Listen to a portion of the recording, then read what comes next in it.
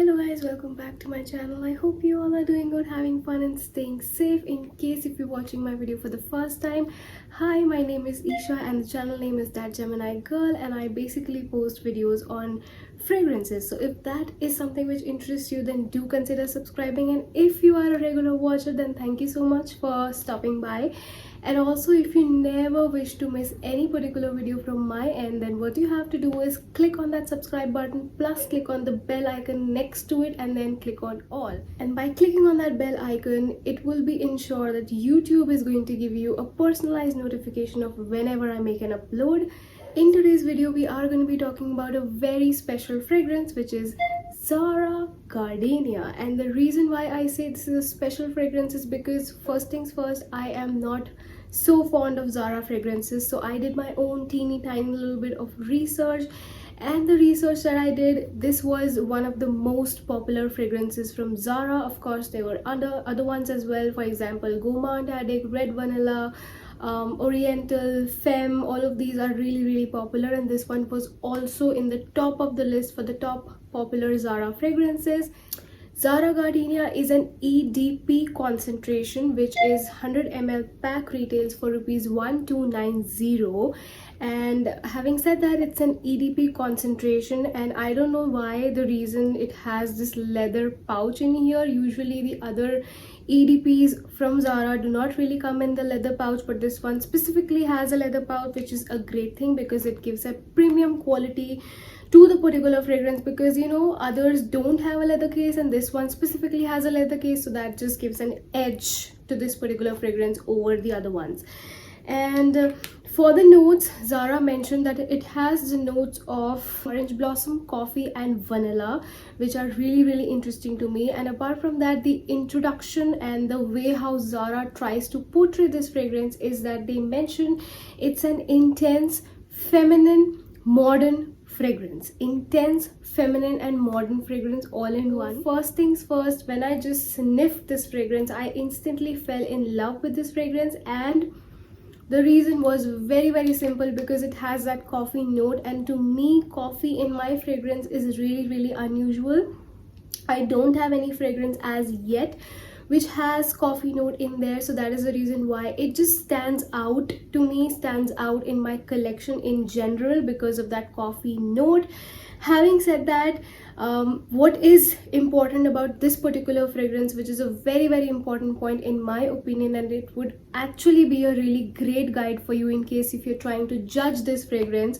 So this fragrance, according to me, is an equilibrium point. Now, I'm not here to tell you economics, but what I'm trying to say is, by the equilibrium point, that this fragrance is somewhere in a sweet spot. So how sweet, I'll just tell you in a minute. So side A and side B. Side A likes sweet scent, and side B, you may be side B who likes very deep dark scents, right?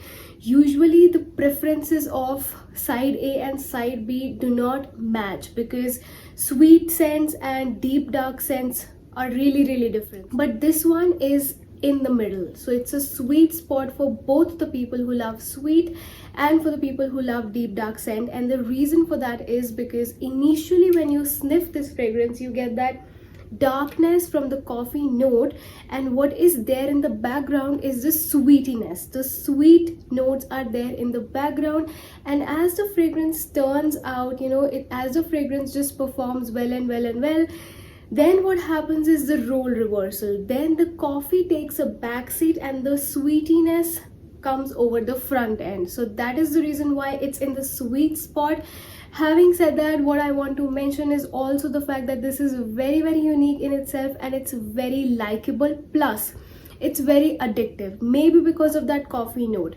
But just imagine, it has the notes of coffee and vanilla, so you might normally imagine this fragrance to be a little bit boring because of that coffee is generic, vanilla is generic, but that is not the case with this one because of the orange blossom note.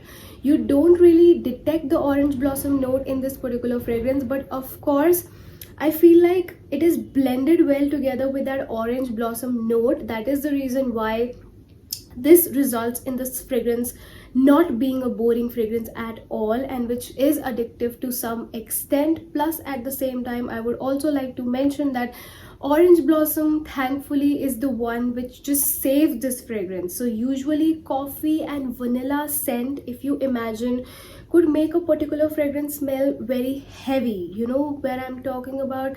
Usually you won't really prefer to wear a coffee and vanilla based fragrance in summers because it's really heavy.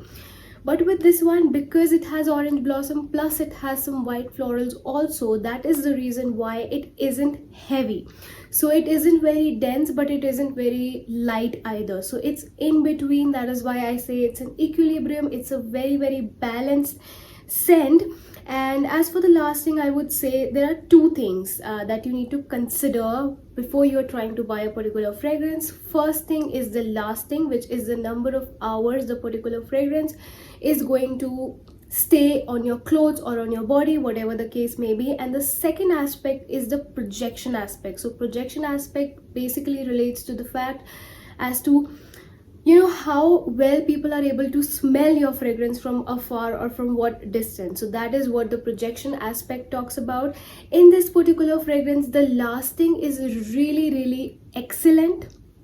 So the reason why they say it's an intense fragrance is possibly because the lasting is really excellent, top-notch lasting. And the projection on this one, however, is not so good. It's moderate. So it's not so over the top, it's not so, you know, under the line, below the line. It's moderate, it's in between. So it's the projection aspect of this one is not so good. But having said that, if you are into scents, if you are actually into using perfumes, then you know for sure you are a heavy duty sprayer of a particular fragrance, then obviously it would project better.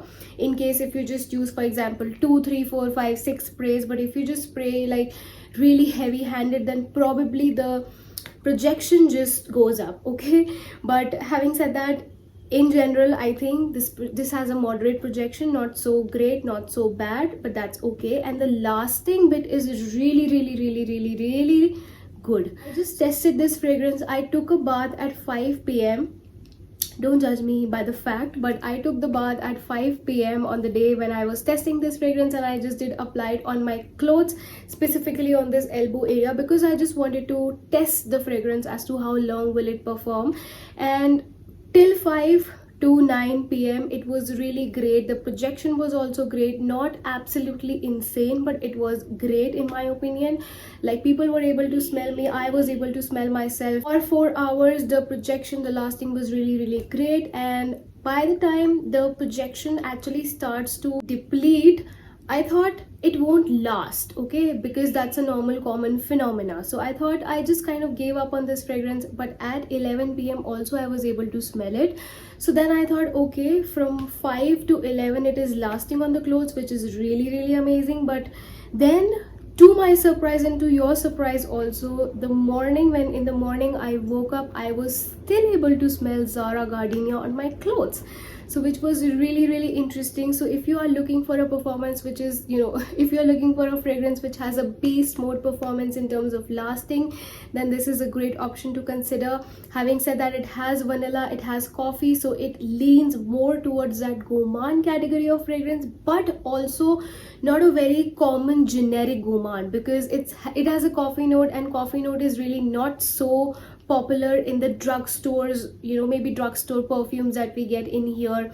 But otherwise, I think if you have a coffee based fragrance already in your collection, then I don't think so it's an absolute necessity for you to get this one, to be very honest.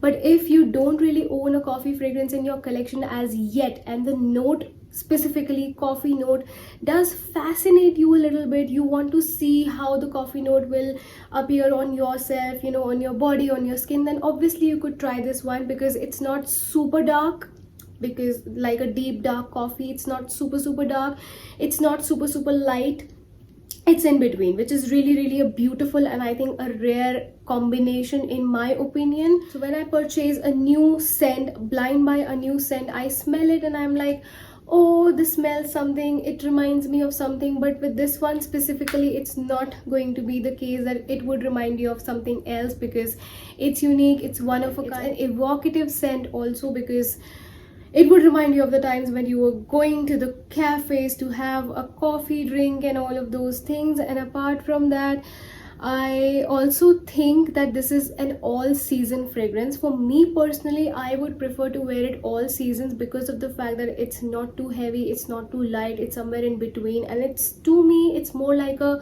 mood based scent. So I would definitely like to wear it when I feel like wearing it, and not specifically in regards to the season. Usually for gourmand scents, usually for vanilla based scents, people suggest that you wear it during winters, but this one, I don't think so. It's a season specific scent, it is a mood specific scent. But having said that, it could be great in terms of, you know, as a winter scent also, because that coffee is gonna give you that edge and warmth, and vanilla is also there to back that up, and orange blossom is just saving it from becoming too dark and too heavy, which I don't enjoy.